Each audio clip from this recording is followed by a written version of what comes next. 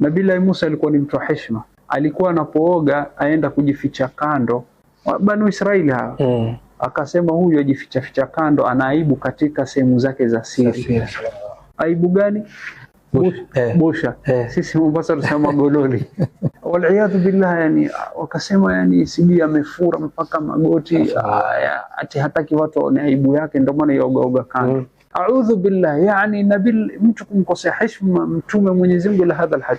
Wakamudhi nabii Musa, lakini nabii Musa akastahimilia, lakini siwezi kuoga mbeleni. Nabii Musa alienda siku moja kuoga kama kawaida, akachukua lile mavazi aliyokuwa akaita juu ya jiwe, akaingia kuoga. Alipotaka kuoga lile jiwe likainuka likaanza kubingiria. Sasa Nabii Musa kila alayhi salam kila kushika nguo la bingiria. Mpaka kifika mbele ya watu yuko tupu, watu wakamwona vile hivyo. Wakamwona hakuna mtu mwenye maumbile sawa kama yake. Hapo Nabii Musa walipoona sasa akawa hawana hoja tena.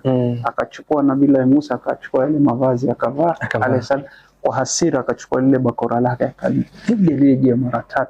Rasul sallallahu alaihi wasallam anasema lile jiwe mpaka sasa lina alama fimbo 2 ama 3 ya hasira, namna alivyopiga Nabii Musa alayhi salam, na alikuwa na nguvu alayhi salam. وكنز لا تخاف عليه لصا خفيف الحمل يوجد حيث كنت.